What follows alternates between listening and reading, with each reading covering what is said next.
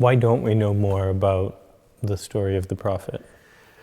Why don't we know more about the story of the Prophet? You know, the last time I looked, 63% of Americans, when they were asked if they knew anything about the Prophet or about Islam, 63% of the American population said either zero, they knew nothing about Islam or the Prophet, or they knew very little.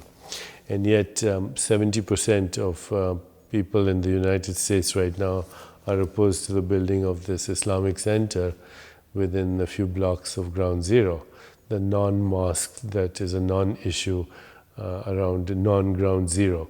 And yet, you know, we have an inflamed country right now that professes not to know anything about Islam or the Prophet.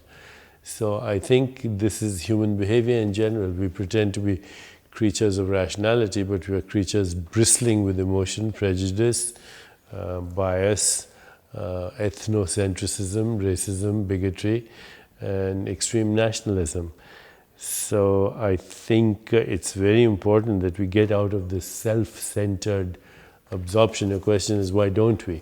Because we're so self-absorbed, we're so parochial, we're so narrow-minded that we think the world begins and ends in America.